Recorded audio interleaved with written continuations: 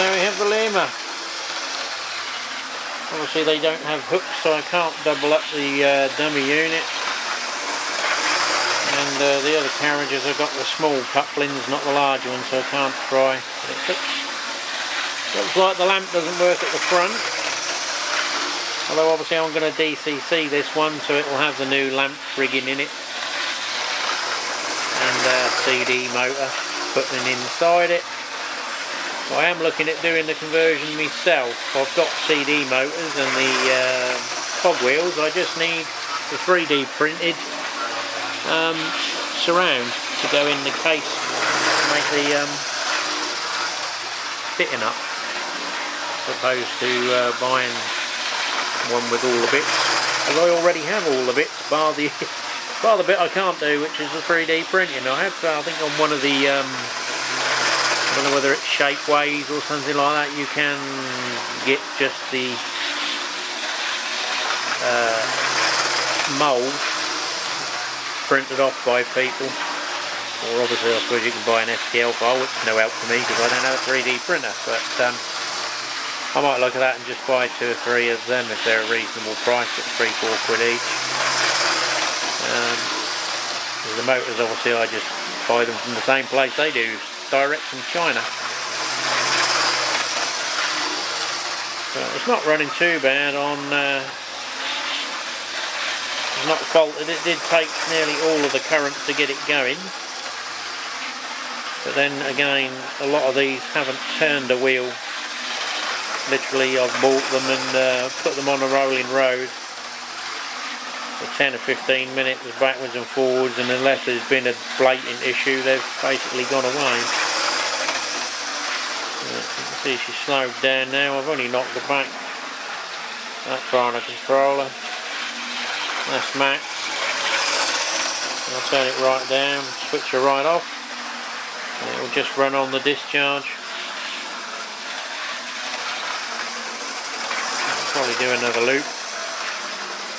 If you find this is sort of too longer inertia, you can obviously adjust the component values. Not that I can remember what ones they were. Somewhere the paperwork probably exists. If you can hear anyone in the background, I'm watching Donny Gold Dad at the minute as well, so we're multitasking.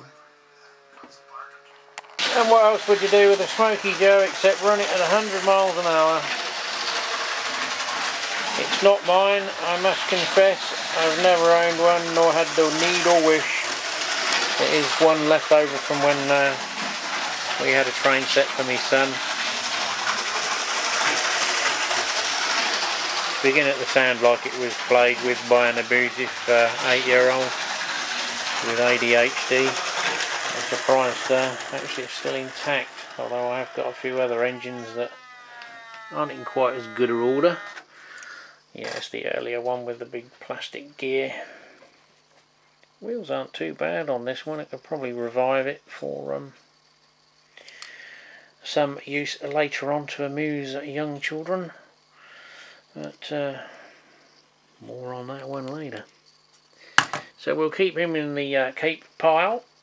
I have got a box of odds and sods, which is old Locos, Triang and all sorts, which I always used to keep as a spare, you know, because you could pick an old Triang 08 shunter up for under a tenner, and the motor was worth that. But I might have to have a cull, but I'm going to keep some of the basic stuff, like I said, for smaller fingers. So let's have a look at something else. Well, there's one I bought before I went DCC as well, or knew anything about split chassis and whatnot. I believe this is a split chassis. It's obviously just stalled on a little bit of dirt. I think it's split chassis. I'm not 100% sure.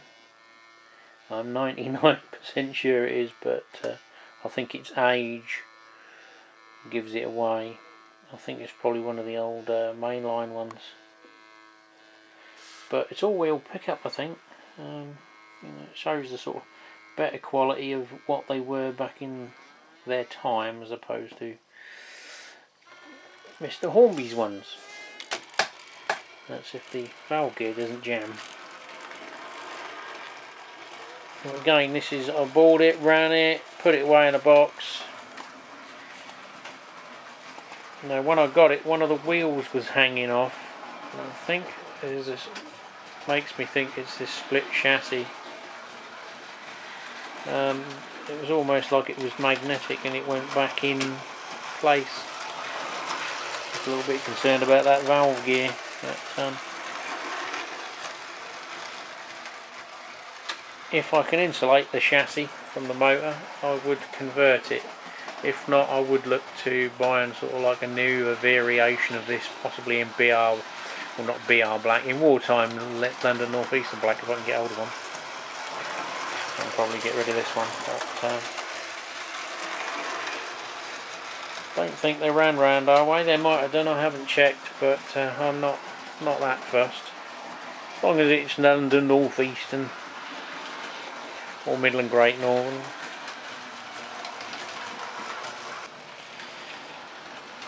Well, we might as well make it work while we got her out.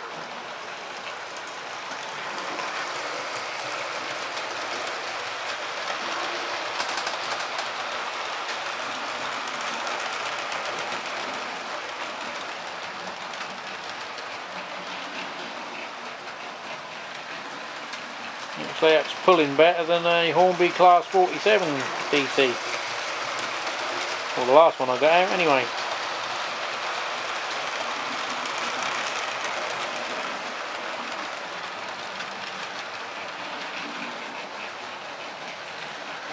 They all do slow on that corner though, so the track's a little bit tight maybe. Now here's another old Hornby 47. Another one I bought before I decided to go to the dark side. It was a bit of a strange, I can't remember what I paid for this one, not a lot. It's seen better days. It's attempted to have been renumbered or whatever. It's got varnish all over it. And someone put a tiny little micro switch in it. Can't remember what it done or what it was an attempt. The rest of the board or whatever was in it is gone now. I think I took it out, but it still runs okay. Just doesn't look very attractive.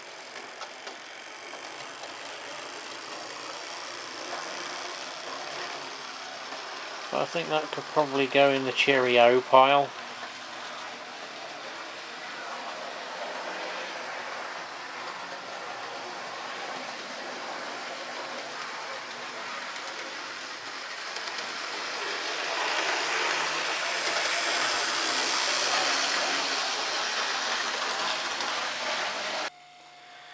And here's another example. Again, it's a fairly clean one.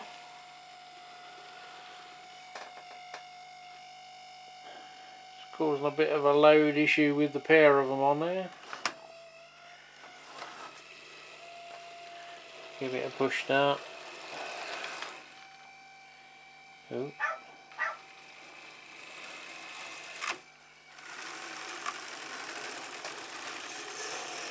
There you go. It's not very cooperative.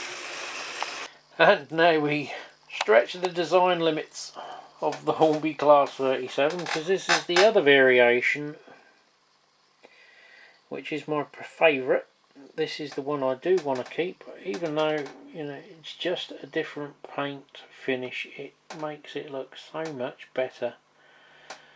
I know it's not realistic compared to an Bachmann or what we will see from a Cura scale, but yeah, I do have a bit of a soft spot for this. It was given to me and I got a new wheel set for it and got it running again, but obviously with it being rail freight sector, I am quite tempted to keep it in the background and convert it to DCC and run the bloody thing. I don't know whether it's feasible to get a lighting kit for this one and liven her up. The other two might say goodbye to them, but yeah, as you can see, we've got a different nose job on each one.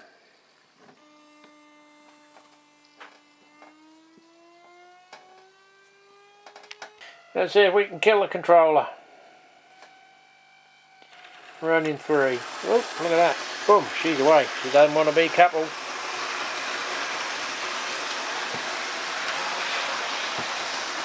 That's going to catch them up. It's like wacky races with class 37.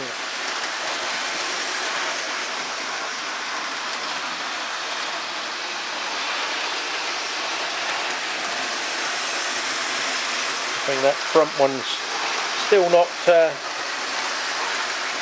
pulling like the other one. You can see the pile of boxes is growing. Oh, we're closing in and we've made contact. There we have a triple head of 37. In for the money shot. So as we can see, none of them are badly abused and worn on the wheels.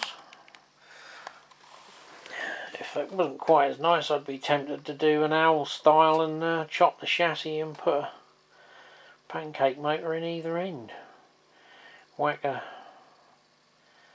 reversing circuit on it. That would be a bit more of a grunt to them, but just as easy to buy a Bachmann now, isn't it? But part of the fun is in the challenge. But yeah, if an old knackered one should pass my way, you never know.